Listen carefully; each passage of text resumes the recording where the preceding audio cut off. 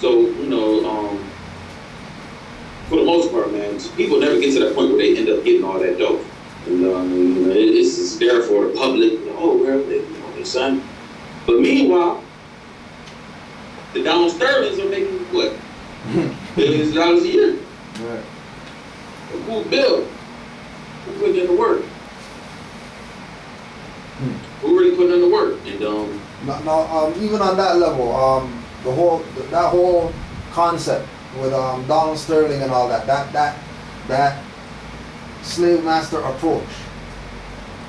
We know when we look at there's certain you look at coaches, for example, and we know that there's a difference between the relationship between the coaches and the players and the owners and the players. Is the Donald Sterling thing something across the board with owners?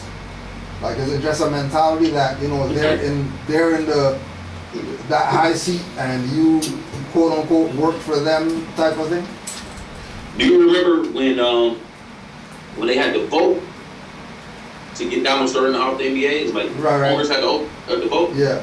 Do you ever remember a vote happening? No. Because they knew. He knew. They sit around and had these conversations with all these owners. They know, okay, he would have known the people who voted him out. What would happen? He would come up like, oh well, whoever it is, well he is such from New York Knicks, he's ready. He probably got shit on tape. But all these niggas talking crazy. You the Lavender Magic owner? Racist. So it's like, they gracefully bowed out of that situation. And the situation was so obvious to where it's like they end up, getting them out of there anyway. But trust me, man, we would know a lot more if, people had a chance to vote him out. You know what I'm saying? We would start ratting on everybody. So, What's your thoughts on Larry Johnson brought up something a few years ago about our own league? LJ? Yeah. Grandmama? Yeah. Oh shit! What he said? Yeah, it was during when they were striking and all that. And Okay. he came out with a statement like, well, if we had our own league, we wouldn't be having these issues with striking and things of that nature. We of course we're not gonna use the moniker Negro League, but in this day and age, is that something that could be a reality if these players, put their just like how they have Euro League and whatever else, you know what I mean? Is it highly possible? How possible is it in your eyes if they?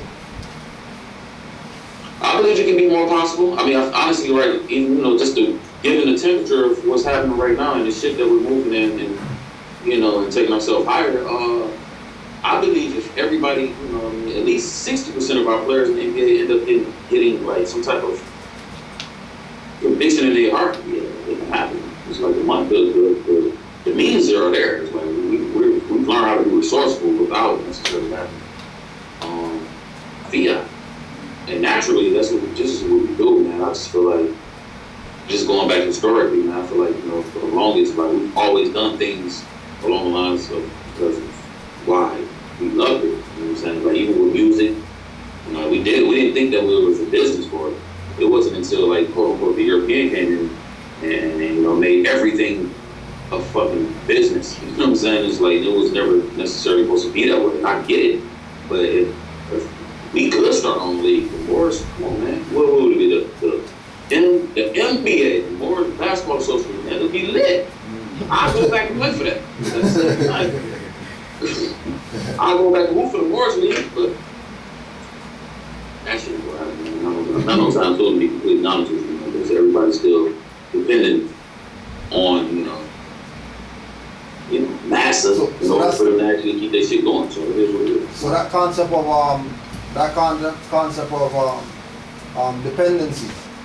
dependency on the occupiers.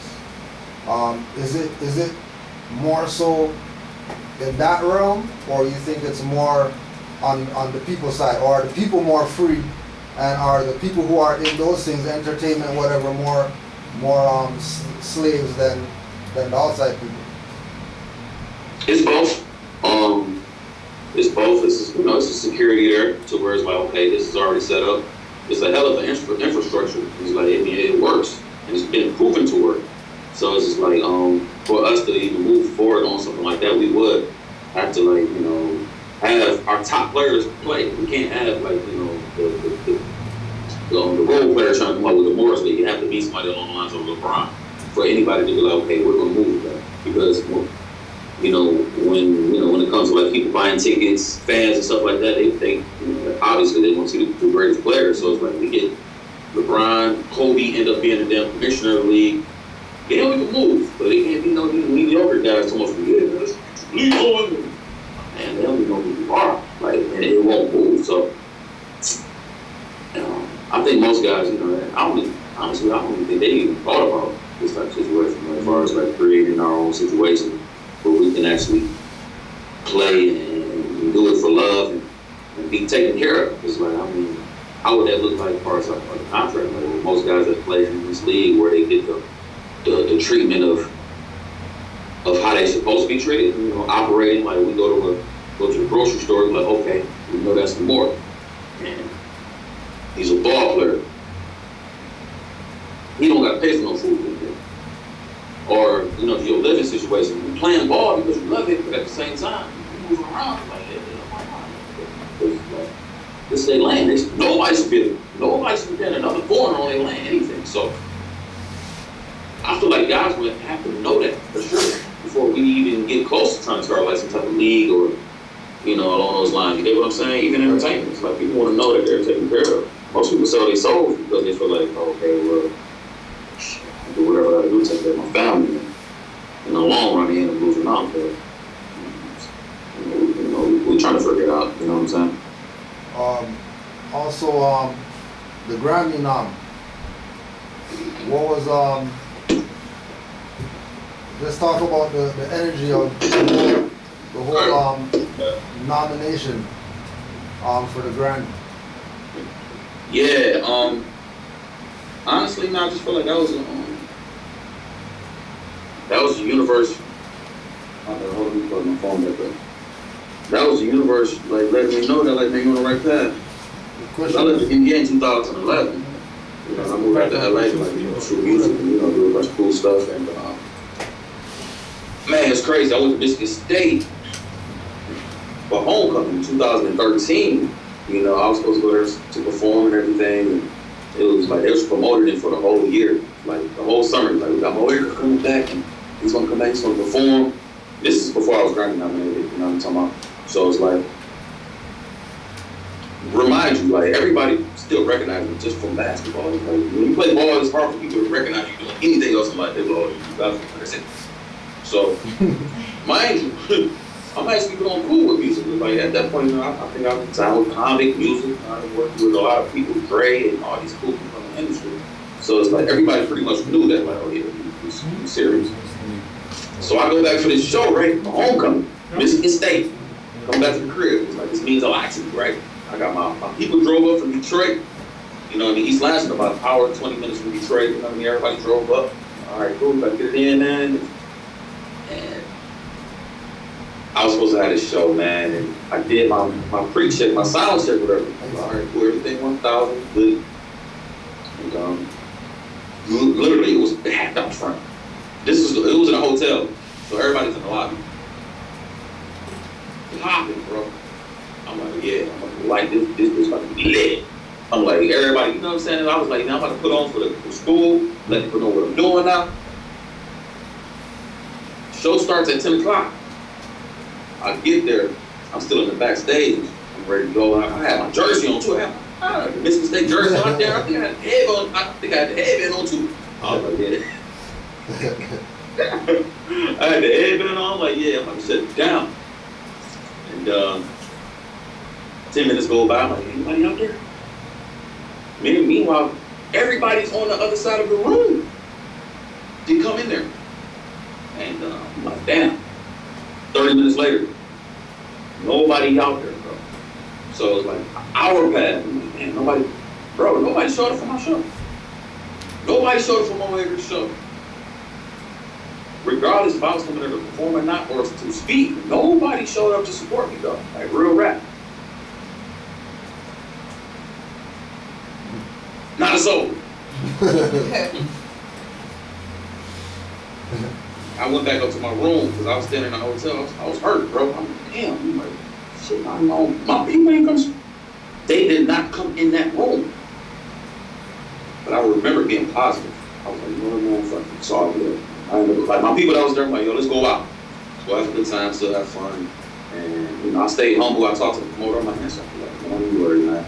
I was really cool about the situation. It was like, in my heart, I was like, it's fucked up. Nobody came in to even show love on the other side of what I did basketball-wise. If I was hooping, everybody was in there. Everybody. But, you know, me doing something else in life, nobody showed up. So, I was super cool. I clearly remember being cool about it. Flew back to LA on that Sunday. That Monday, I volunteered at this little basketball camp. And I damn near was like, forgot about shit, man. It is what it is. Then I got the call at 6 o'clock, like, yo, bro, you got 2 Grammy nominations, dog. I'm like, what? Like, no, you, like, the Grammy board got you on. I'm looking at it right now. They sent this shit off to me. I'm like, damn. So, what if I had just, like, acted out of character at that time? It's like, what if I would have been off my square? You know, what the fuck ain't? Would that happen for me on that Monday? Yeah, right. But I was cool and humble about it. But it's like, same people that didn't come to support me musically, my people, like, I come, what Christ said, he's like, I come amongst my people and they receive me not. And then on Monday, I got the Grammy board acknowledging me for my music. Damn. To this day, I'm looking back and like, wow. So Michigan State, they gotta pay me with interest if they want me to come back and even consider performing. You dig what I'm saying? So that's how the Grammy situation came about, man. It was just like, it's still hard to believe to this day, but it's like that whole situation itself led me up. In other words, man, no matter what happens, man, on the surface, man, you always have to continue to stay on your square, stay focused, continue to operate with the principles of a Muslim, and then everything will work out for you, man. Because I feel like if I would have done some bullshit, man, I would still be here pissed and frustrated. But it's like, I'm like, man, I guess I am doing something right with this music thing. My people don't see it yet, but you know what I mean? So it is what it is. Wow. Anybody got any questions about that? Yeah. Nobody? Keep going. Nothing? All right. Just ask him, You want to call it, man? Let's go get to the hot seat, bro. Peace more. Islam. Islam. So I wanted to know, in your reclamation of your nationality, obviously your spirit has changed. What kind of, because I think for all of us, what kind of opposition have you faced with this, aside from what you talked about, that has convinced you that you know that you're on the right path? And I only meant that because as you were communicating, I realized that, you know, as long as you're towing the company line, everything's all right. But the instant you start, because what you're doing now is you are the ranger now for everyone else. You really are that person for all of us, right? For sure. So I recognize myself as being that. That's right, and your humbleness is what shows me that, especially when you just talked about that situation. So what I wanted to know was, what kind of things have you been experiencing, and how has that opened your eyes now to people in situations that you sort of, at the beginning, you thought were like, okay, this is normal, and now you realize how, you know, maybe there are sort of snakes in your camp and those kind of things. All right, I got you. For one, remember, where you go, man? You go? Oh, sorry, no more. I was just, sorry, man, no, it wasn't that. I was just leaving it open so that people to start getting the energies going. All right, cool, no doubt.